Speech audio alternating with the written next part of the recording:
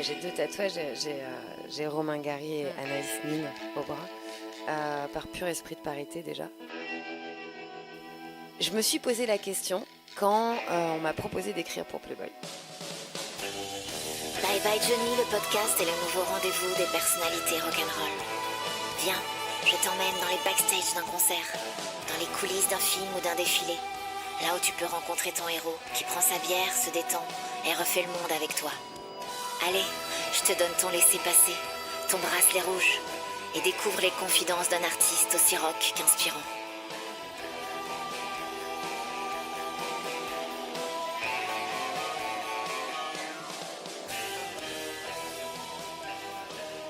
Aujourd'hui, je suis très fière de recevoir la slasheuse et artiste engagée féministe Dorothée Pierson, plus connue sous le pseudonyme de Dot Pierson. Chanteuse, réalisatrice, auteure, performeuse. Cela fait un petit moment qu'on se connaît sans se connaître. Je suis ton parcours sur les réseaux, et puis je sais qu'on a une amie en commun qui nous raconte un peu l'évolution de chacune. Donc enfin, on se rencontre en vrai, et j'en suis ravie. Je veux bien, chère Dorothée, que tu te présentes de la manière dont tu rêverais qu'on te présente. Et éclaire-nous sur ce nouveau terme, slasheuse, qu'on entend déjà depuis un petit moment. Oh, c'est hyper dur. Attends, c'est hyper dur. C'est hyper dur. Attends, la manière dont je voudrais qu'on me présente. Je te préviens avec des questions un peu comme ça. Ah, mais c'est cool. Mais c'est génial. Ouais, mais C'est parce que formidable. en fait, quand tu es artiste, on te présente souvent et tu arrives comme ça et puis on dit, Ouais. parfois t'es pas très content. Non, c'est t'es pas cool, très content. t'es pas ouais. très content. T'es pas très content. Du coup, je trouve ça cool de se présenter comme on rêverait. Pas forcément comme tu te présenterais, Ouais. mais comme tu rêverais qu'on te présente. Tes plus grands rêves. Pas mes plus grands rêves, la nouvelle Beyoncé. Je crois que j'aimerais qu'on me présente comme une personne qui essaye de faire au mieux ce qu'elle sait pas faire. Juste ça. Waouh! Vous entendez cette voix? Vous êtes prêts, chers auditeurs? On va commencer par le commencement. C'est l'interview Bye Bye Baby. Est-ce que tu te souviens de ce que tu voulais faire petite? Oui, tout à fait. Je pense que entre mes 4 ans et 5 ans, je voulais être vétérinaire. Et puis ensuite, j'ai tout de suite voulu écrire. Et j'ai d'ailleurs même monté un magazine. Je devais avoir 7-8 ans, quelque chose comme ça. Non, mais l'histoire est terrible. Il faut que je la raconte. En fait, j'ai monté un magazine pour sauver les animaux. Oui, parce qu'il y avait quand même cette relation entre vétérinaire et art et écriture, tout ça. Et donc, j'ai fait ce magazine et j'ai voulu le vendre à la sortie de l'école. Et donc, l'argent que je récoltais, c'était pour le WWF. Et il s'avère que j'avais récolté 10 francs. Oui, donc maintenant, on sait l'âge que j'ai. Et voilà, donc j'ai récolté 10 francs. Et clairement, bah, en fait, juste l'achat d'un timbre m'aurait coûté quasiment et l'enveloppe m'aurait coûté le prix des 10 balles. Donc en fait, c'est horrible, j'ai gardé cet argent et j'ai acheté des bonbons avec. Voilà, je m'en veux extrêmement. Et donc voilà, c'était terrible. Et donc je me suis dit que voilà, c'était pas forcément pour moi. Et ensuite, très rapidement, ouais, en fait, je m'étais dit que j'allais faire des choses. J'avais une sensibilité particulière pour l'écriture en premier lieu, ensuite pour l'image. T'avais quel âge là?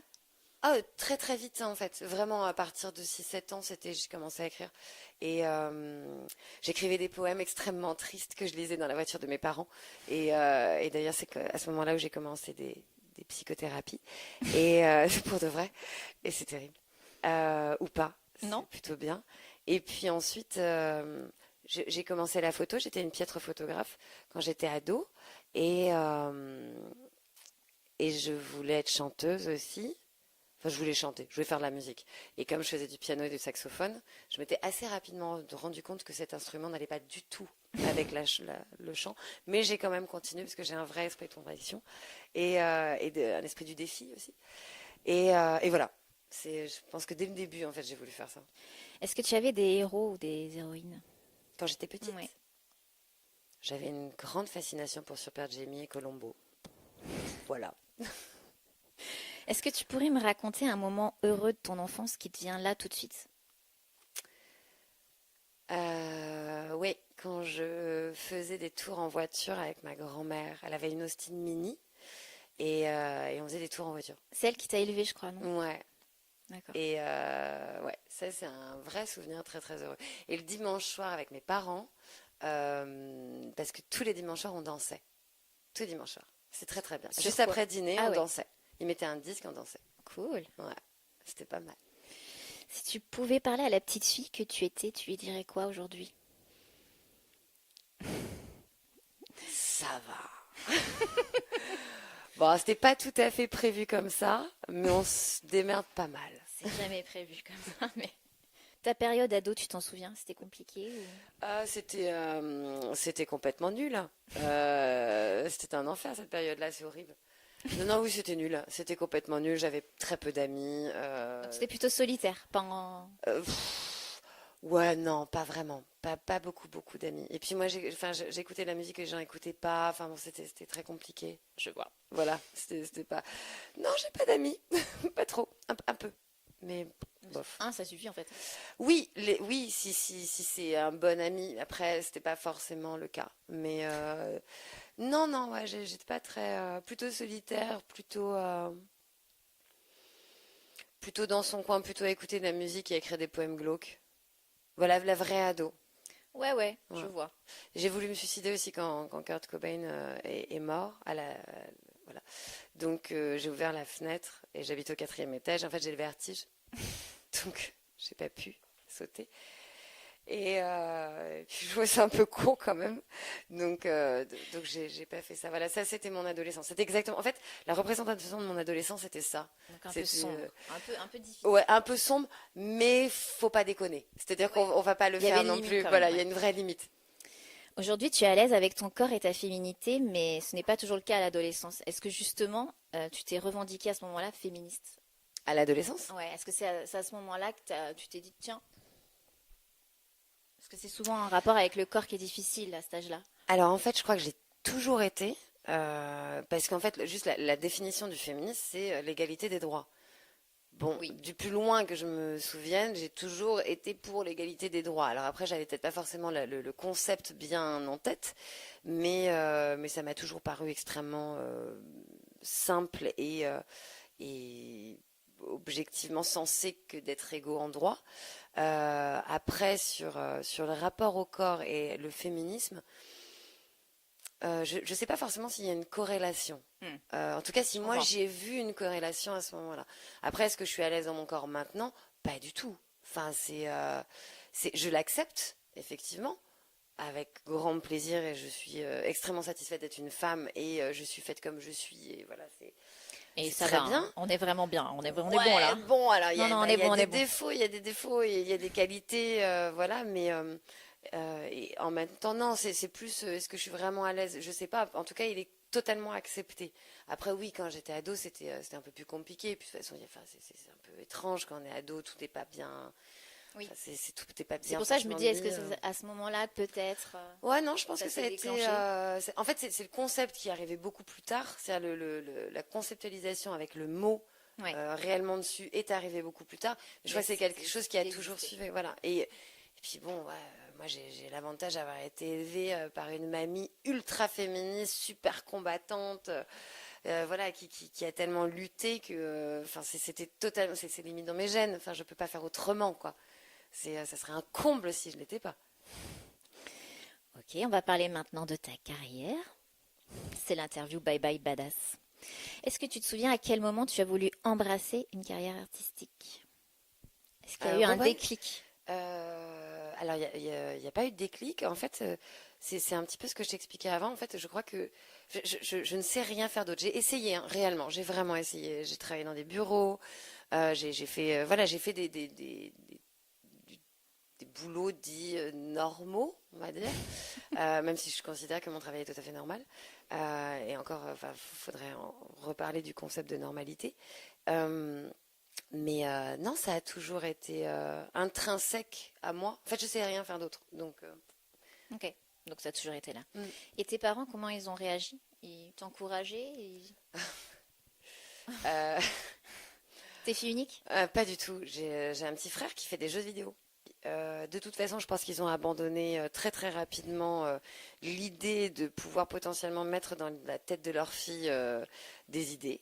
Donc très rapidement, ils se sont dit, bon, de toute façon, voilà, on peut rien en faire, Qu'elle donc fasse. qu'elle fasse ces choses. Et non, je pense qu'au final, ils ont mis pas mal de temps à comprendre.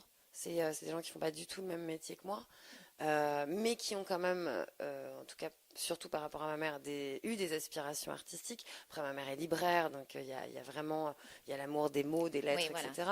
Euh, non, je pense que j'ai l'avantage que maintenant, et même comme je suis, donc on va dire qu'ils sont contents. Est-ce qu'il y a une artiste, enfin un ou une artiste qui t'inspire au quotidien dans ta manière de créer? Euh, J'ai vu que tu avais un tatouage.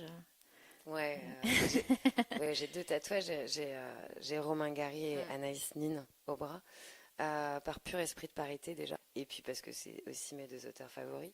Est-ce que j'en ai qui m'inspirent? Il y en a beaucoup au quotidien pour des choses vraiment différentes. En fait, au final, je pense que les personnes qui m'inspirent le plus, c'est pas des gens connus, en fait, c'est les gens. Bah, voilà, on discute toutes les deux, tu m'inspires directement, j'ai envie de travailler avec toi. Mes amis m'inspirent enfin, ouais, ça va être plus ça. Après, ouais, je suis fan de Beyoncé. Ouais, ok, je le dis. C'est bien. Mais Donc t'es plus team Beyoncé que Rihanna. complètement. Alors, Ok, on est bon alors. c'est C'est bon. l'évidence, c'est On est bon. l'évidence. Non, On est non, mais sur le bon canapé. voilà.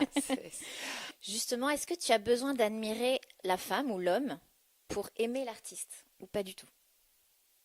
Ah, pas du tout. Donc ça peut Pas être du un vrai tout. connard. Ah bah, j'ai lu Céline.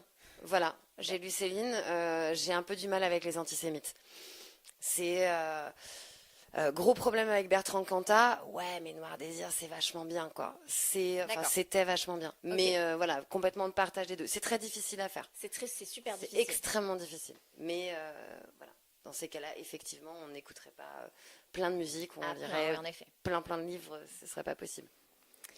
Alors, c'est pas toujours facile de solliciter sa créativité. Est-ce que tu entretiens une hygiène de création? Une espèce de Euh, routine?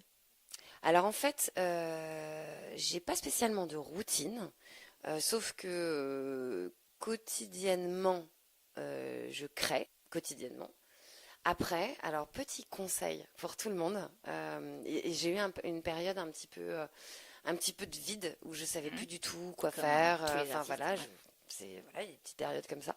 Et en fait, une très bonne amie m'a offert un livre qui s'appelle Libérez votre créativité, euh, de Julia Cameron.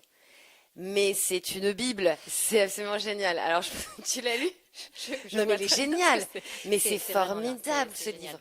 Oui, parce que tu as plein de tips comme ça qui. C'est ça. Et en fait, ça te demande de laisser. Alors moi, j'ai pas fini. Hein. Clairement, j'ai pas fait jusqu'au bout. Moi non Enfin, plus. Mais le fait de s'imposer une routine quotidienne avec quelque chose extrêmement rébarbatif, c'est Ah, mais insupportable c'est à une faire. routine qu'il faut absolument mettre dans ton Voilà. quotidien pour que ça devienne quelque chose comme si tu te brossais les dents en fait. C'est ça, et c'est fascinant. Et en plus, moi, ça a libéré vraiment énormément de choses. Je l'offre à tout le monde. Enfin, je trouve Ouais, je ça comprends. formidable. Après, voilà, enfin, en tout cas, en ce qui me concerne, je l'ai fait à certains moments et je le refais encore à certains moments. Mais voilà, je trouve ça absolument génial. Cool. Je sais que tu sors un livre début 2019. Tu peux nous en dire un peu plus? Alors, en fait, la genèse, c'est que en fait, c'était des lettres qu'on s'envoyait avec ma meilleure amie de l'époque, avec qui nous avons eu une brouille. Et absolument rien à voir avec ce bouquin d'ailleurs. Et puis, bon, il s'avère que on l'a pas continué, et que j'ai repris moi certaines des lettres que j'avais envoyées, et j'ai eu envie de le continuer. Et ça a pris un autre chemin, D'accord. et j'en ai fait un livre. J'en ai fait un bouquin. À la base, c'était vraiment parce que j'avais besoin de l'écrire et c'était totalement perso comme boulot. Et puis, il s'avère que voilà, moi, je me suis pris un peu au jeu de l'envoyer à des éditeurs. Et j'ai la chance d'avoir deux éditeurs dessus. J'ai un éditeur numérique belge et un éditeur papier français. Génial. Donc ça, c'est vraiment formidable et fabuleux. Euh, donc il a pris vraiment une autre dimension. C'est-à-dire que j'avais besoin de parler. Enfin, moi, je travaille beaucoup sur l'intimité. quoi que ce soit sur n'importe quel support que je peux travailler, sur lequel je peux travailler. Cette phrase n'a aucun sens. Si, je comprends ce que tu veux dire. Merci. Waouh, la grammaire dangereuse. Ne te juge pas. Merci beaucoup. Et en fait, voilà, c'est vraiment mon intimité et évidemment un peu fictionnée. Je dis évidemment, non, je n'étais pas obligée de le fictionner, mais là, pour le coup, j'avais envie. Et donc, sur mon intimité, sur l'intimité de la femme, sur la sexualité de la femme. Et Est-ce que tu écris tous les jours pour te forcer? Est-ce que tu attends non. que ça vienne? Ouais, ça vient uniquement. Alors après, par rapport à la musique, auparavant, j'ai toujours travaillé avec quelqu'un. Donc, on avait pour le coup là un vrai quotidien musical. C'est-à-dire que c'est vraiment de 9 heures à 2 heures du matin. Oui, la plage horaire était très longue. Oui, je connais. Voilà, je connais très très bien. Ce n'était que de la musique en permanence. Moi, j'étais un peu élevée, éduquée à ça. Donc, voilà, il y a eu un premier groupe, un second groupe. La belle histoire a duré 6 ans. Et là, j'ai un nouveau projet musical. Et là, pour le coup, il n'y a que moi. Il n'y a que moi et je m'entoure de compositeurs différents. Et ça devient une espèce de projet protéiforme, un peu, voilà, avec plein d'artistes multiples. Et le lien, c'est moi. C'est en tout cas ma voix et c'est moi qui écris les textes. Donc, je dirais que là, Donc pour le coup... c'est Bouche, hein, c'est ça? Ouais, c'est Bouche. Et en fait, ce projet-là s'apparente plus justement à ma manière d'écrire. Et qu'est-ce qui se cache derrière la bouche? Bah, tout. Tout se cache derrière la bouche. Derrière ta Tout bouche. rentre et tout sort. Ok.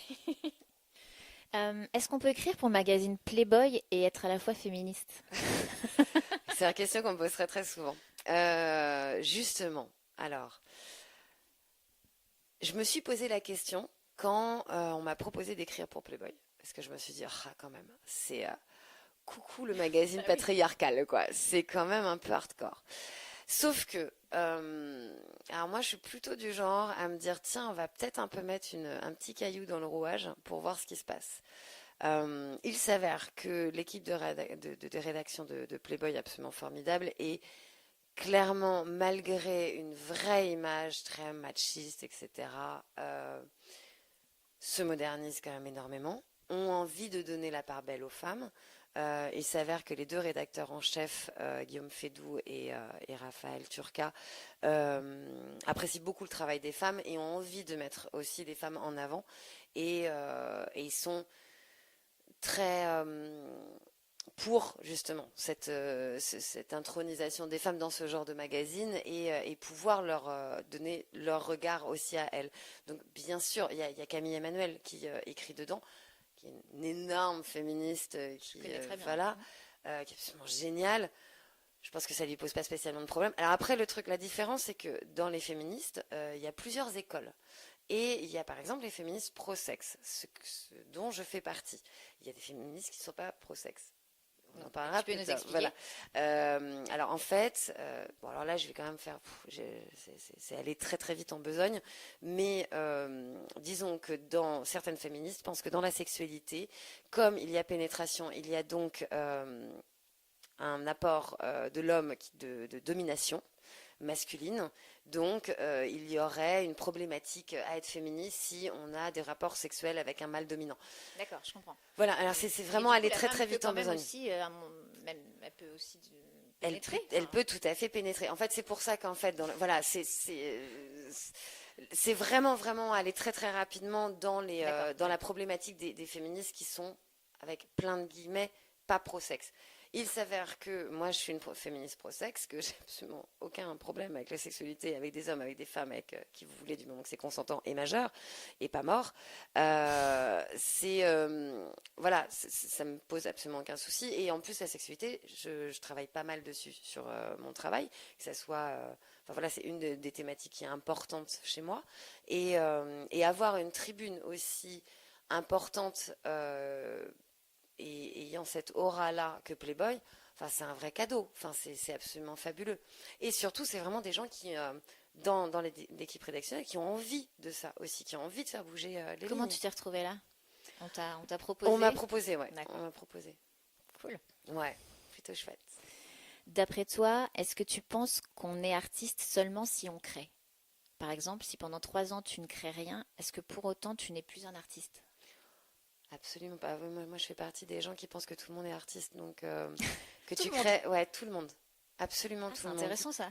C'est, C'est-à-dire, je suis persuadée que tout le monde est artiste, mais même juste en, voilà, je sais pas, en faisant un plat de pâte jambon, bah oui, t'es aussi un artiste, tu crées des choses. En fait, au quotidien, tu peux créer des choses. Après, ça dépend si tu as envie de le développer ou pas. Mais pour moi, tout le monde l'est. d'accord. Si tu devais être un film, tu serais lequel?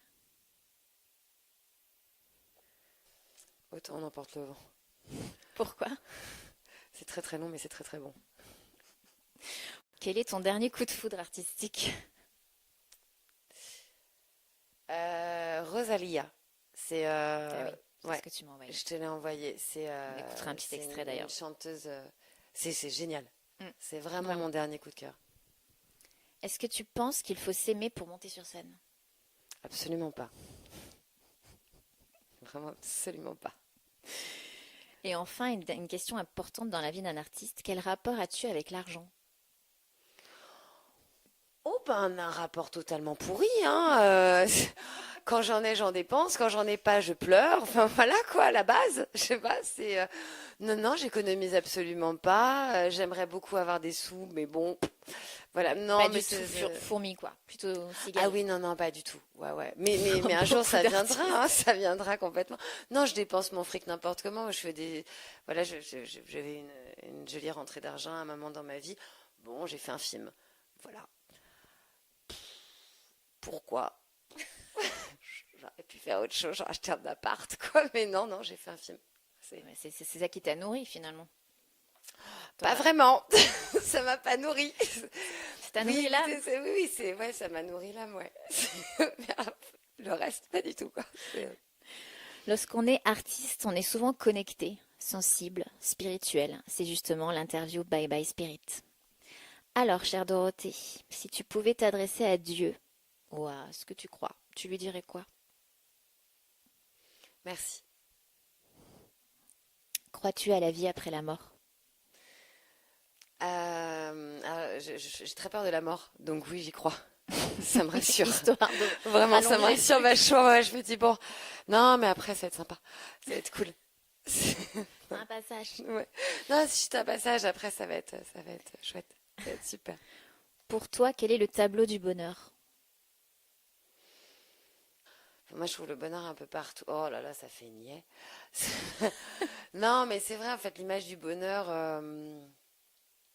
Moi, il suffit qu'on me tienne la porte dans le métro pour que je trouve ça génial et que je recroie en l'humanité. Donc, oui, Tu crois en après. l'humanité Ah, mais aujourd'hui? complètement. Ah, mais moi, je suis totalement humaniste. Plus que féministe, d'ailleurs. Je suis totalement humaniste. Parce que, en fait, pour moi, le féminisme, c'est de l'humanisme.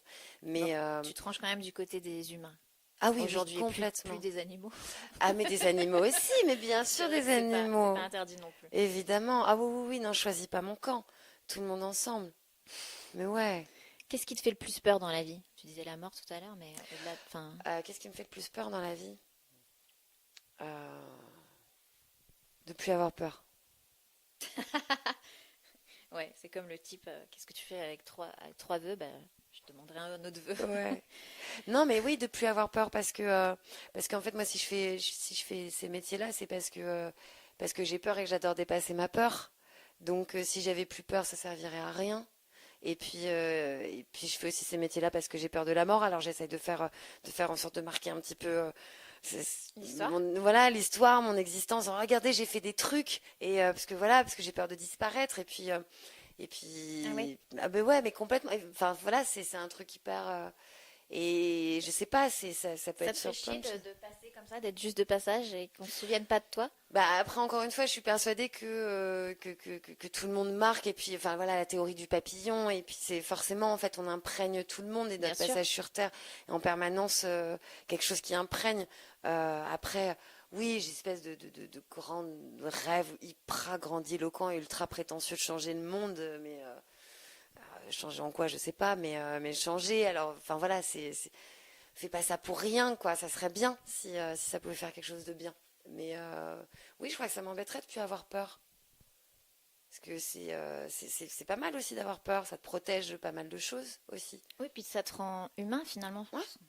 C'est quoi pour toi la liberté? Bienvenue sur mon divan. C'est d'accepter ses chaînes. Ok. Donc accepter le fait de ne pas pouvoir être libre. Totalement libre, en fait. D'accepter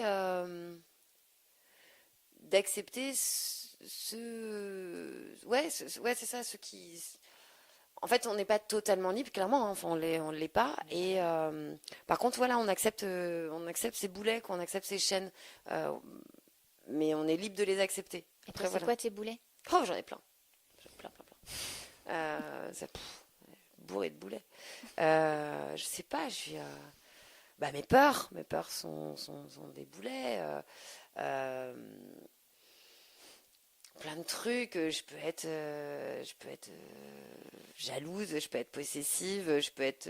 Enfin voilà, bien sûr, évidemment, évidemment. Voilà, j'en ai plein, petites choses comme ça. Mais je les accepte, donc ça fait que, en fait, au final, j'essaye aussi de les travailler, de faire en sorte que ça soit moins prégnant. Est-ce que tu as des rituels, des manies, des gris-gris avant de monter sur scène? Oh oui, plein. Je suis blindée de ça. Je suis blindée de toc. C'est. Genre? Alors après, ça dépend ça dépend pour la musique, ça dépend. En fait, ça dépend quelle scène. Par exemple, donc là, je fais une performance. Pour le coup, je performe dans la performance et je me brosse les cheveux juste avant. Et ouais, je me brosse les cheveux, mais parce qu'il faut que je me mette en condition. Et en fait, je travaille dans une salle de bain et donc je suis face à un miroir, donc je me brosse les cheveux très très très très lentement. Et, euh, et ça, c'est le petit tic que j'ai pour me mettre dans cet univers-là et dans cet esprit-là, état d'esprit-là. Sinon, quand je monte sur scène pour chanter, j'ai des exercices de chant. Je répète des choses aussi, je répète des mots. Enfin, bon, j'ai des gris-gris sur moi. Si je les ai pas, c'est une catastrophe. Ok. Voilà. Je vois tout à fait. Quelle est la chose dont tu es le plus fier dans ta vie? Moi, Quel compliment pourraient dire de toi tes amis? elle est motivée. Ça, c'est un vrai compliment pour toi. Ouais. T'es à l'aise avec les compliments? Pas trop, pas énormément. Et le défaut? Oh, bah alors là, il y en a plein. C'est marrant, c'est tout le temps comme ça, Ouais, quoi. ouais, c'est vachement plus simple. Non, bah sur les défauts, il pourrait dire que je suis très professorale, que je suis un peu maîtresse d'école, que Ah bon? ouais, mais je fais pas exprès. C'est le ton de ma voix. Je fais vraiment pas exprès. Et non, mais c'est vachement fait en bienveillance en fait. C'est pas du tout. Non, mais vraiment, c'est juste parce que parce que vraiment je veux les aider. Mais non pas que je sais tout. Je suis vraiment pas madame de je sais tout. Mais c'est vrai que j'ai un petit côté professoral que je suis en train de d'essayer de gommer de plus en plus. Non, voilà, il y a ça. Il N'hésite y pas, hein, a... si t'as envie de me reprendre. Non, non, non. Oh, Non, mais quelle est vilaine. tu peux. Mais pas du tout. Mais pas du tout, du tout. Voilà ça ou je phagocyte un peu l'espace aussi un peu. Ah ouais? Ouais, un peu. Je m'étale un peu. Je Ok. parle fort, enfin, je suis chiante. Hmm. Bref. Bon. On va passer à l'amour, c'est l'interview de Johnny Cash et John Carter. Dorothée, est-ce que tu es déjà tombée amoureuse d'une femme? Oui. C'était il y a longtemps? Oh oui. Dis-tu facilement je t'aime? Oui, très facilement. Non, vraiment. Mais en fait, Non, parce mais que c'est je le bien. dis à mes amis, je peux très facilement dire je t'aime parce que je trouve que c'est important de dire je t'aime. C'est vrai. Voilà. Est-ce que par amour, tu pourrais arrêter ta carrière? Non.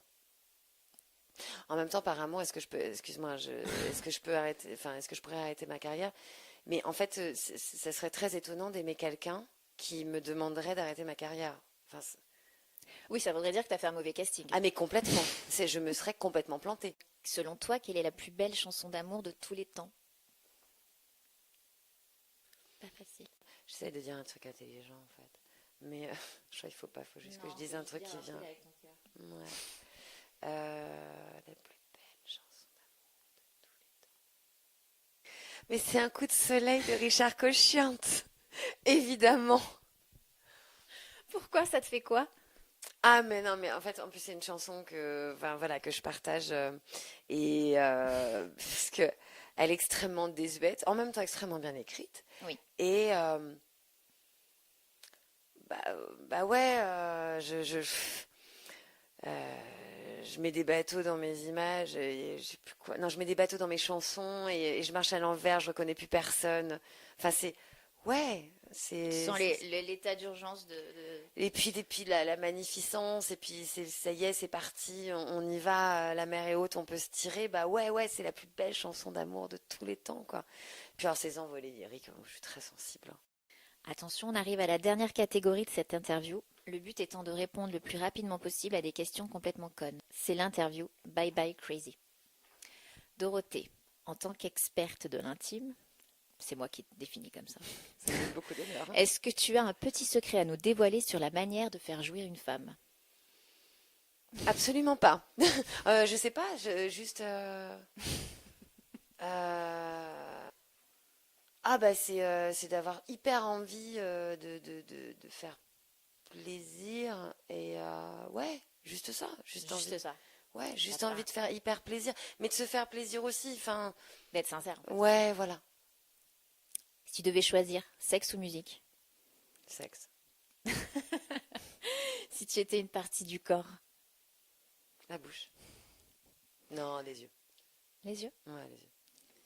Tu es auteure, réalisatrice, musicienne, chanteuse. Du coup, si tu devais choisir, tu préférerais devenir aveugle ou sourde?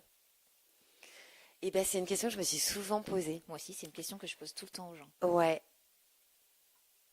Oh punaise. C'est chaud.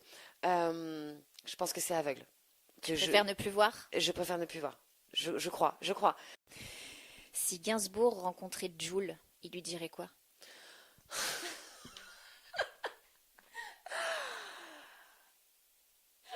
Euh,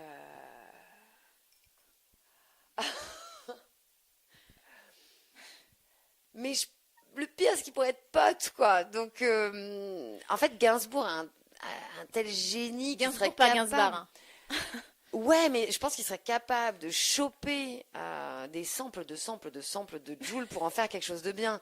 Donc, à la rigueur, Mais la discussion, elle ressemblerait, elle serait bizarre quand même, non? ouais, elle serait un peu étonnante, ouais, clairement. Ça peut être étrange. Si je te donnais 1 million d'euros, là, tout de suite, maintenant, tu ferais quoi?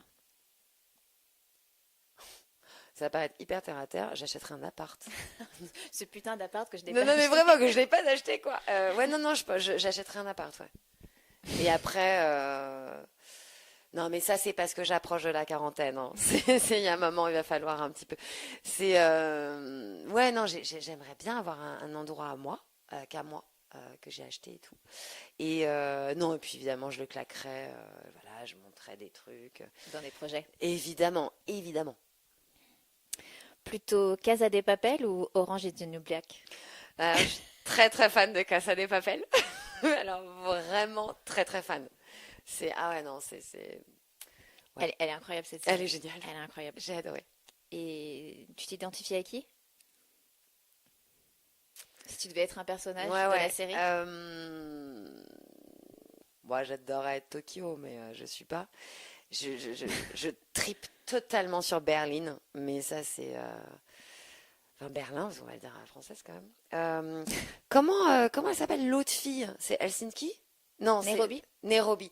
J'aime bien Nairobi. Ouais, je pense que moi, je serais plutôt Nairobi. C'est celle que tu as mis en plus. Ouais. À qui tu aimerais faire un fuck là tout de suite maintenant?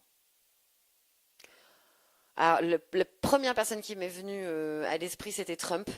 Mais en même temps, ça n'a pas En fait même temps, il grand-chose. mérite. Voilà, mais il mérite. Et puis bon, je sais pas trop ce qu'il en tirerait, mais enfin, je pourrais très bien en faire à d'autres. Mais oui, c'est la première personne à qui j'ai pensé.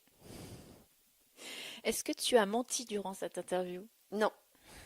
Et enfin, si tu devais rendre hommage à un Johnny, parce que le podcast s'appelle Bye Bye Johnny, ce serait lequel? Ah bah Hallyday, évidemment.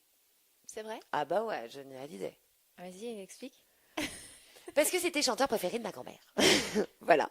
Et que moi j'ai une fascination pour les chanteurs populaires et je trouve ça extraordinaire en fait. C'est Johnny. Enfin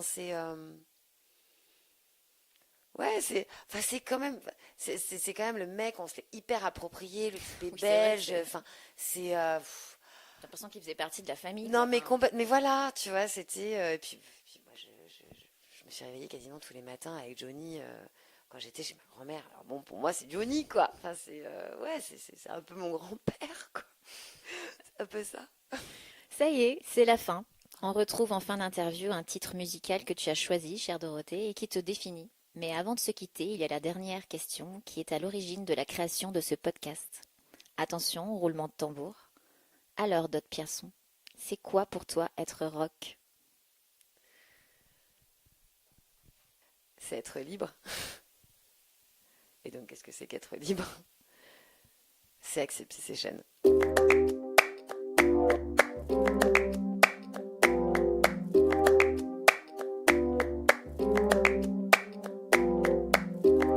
Ese gritarito roto, yo sentí como crujía. Antes de caerse al suelo, ya sabía que se rompía. Está parpadeando la luz del descansillo. Una voz de la escalera, alguien cruzando el pasillo. Malamente, sí, sí, malamente. Mira, malamente. Ma que toma, que malamente. Y yo, malamente. Malamente. Se ha puesto la noche rara, me salió luna y estrella. Me lo dijo esa gitana, que mejor no salir a verla. Sueño que estoy andando por un puente que la acera. Mira, mira, mira, mira. Cuanto más quiero cruzarlo, va. Más se mueve y tambalea. Malamente. Sí, sí, malamente. Mira, malamente. Más que toma, que malamente. Y yo, malamente. Malamente. Aunque no esté bonita, la noche donde voy a salir para la calle, la manita, los aros brillando, mi piel, los corales. Después déjame salve, me iluminen, me guarden y por delante. No voy a perder ni un minuto en volver a pensarte. Malamente.